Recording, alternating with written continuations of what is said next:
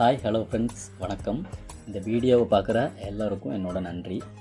இந்த பதிவில் நம்ம பார்க்க போகிறது 3 குறும்புத்தனமான குட்டீஸ் தக்காளி சாப்பாடு எப்படி செய்கிறதுன்னு ஒரு டிப்ஸு சொல்ல போகிறாங்க. அந்த டிப்ஸை பார்த்து நம்மளும் எப்படி தக்காளி சாப்பாடு செய்கிறோன்றதை தெரிஞ்சுக்கலாங்க. தக்காளி சாப்பாடு செய்கிறது கொஞ்சம் கஷ்டம்தான், இருந்தாலும் இதை பார்த்து நம்ம ஈஸியாக தெரிஞ்சுக்கலாங்க. இவங்க சொல்கிறது, இவங்க செய்கிற தக்காளி சாப்பாடு நல்லா இருக்குமோ இல்லையோ, ஆனால் இவங்க கொடுக்குற டிப்ஸு சூப்பராக இருக்குங்க. வாங்க வீடியோக்குள்ளே போகலாம். வணக்கம், நல்லா இருக்கீங்களா? நல்லா இருக்குக்கா. இன்னைக்கு வந்து சமையல் பண்ண போறேன். இருங்க இது பண்ணிட்டு இருக்கேன். இன்னைக்கு நம்ம யூடியூப் சேனல் ஆரம்பிச்சிருக்கிறோம்க்கா. நீங்க தக்காளி சாதம் எப்படி செய்யணும்னு சொன்னீங்கன்னா கொஞ்சம் நல்லா இருக்கும். நீங்க செஞ்சு கொடுத்துருக்கீங்கல்ல, கொஞ்சம் செஞ்சு வச்சிருக்கீங்களா, நான் சாப்பிட்டு பார்ப்பேன். நான் யார் செஞ்சு நல்லா இருக்குன்னு பார்க்கலாம்.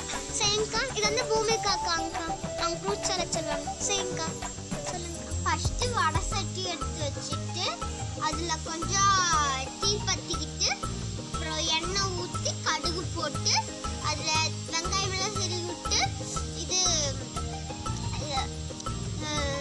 கருகாப்பிலை போட்டு கொத்தமல்லி போட்டு அதுல தக்காளி போட்டு வணக்கி விட்டுட்டு தக்காளி சாதம் ரெடி. அப்புறம் சோறு வெந்துருச்சு, எடுத்து அதுக்குள்ள போட்டு வணக்கி விட்டுருவாங்க. பெல்லைக்கான் சொல்லிருங்க, பெல்லைக்கான் ப்ரெஸ் பண்ணி சொல்லிருங்க. பெல்லைக்கான் ப்ரெஸ் பண்ணி ஓகே போதும். அந்த அக்கா ஃப்ரூட் சாலட் சொல்றதுக்குள்ள நானே உங்களுக்கு சொல்றேன், அடுத்த வீடியோல சொல்றேன். பாய் பாய், டாடா. இந்த அக்கா லைக் ஷேர் கமெண்ட் மட்டும் வேணும்னு பார்ப்பாங்க இந்த பூமிக்கு அக்கா, ஆனால் வீடியோ பண்ண மாட்டாங்க.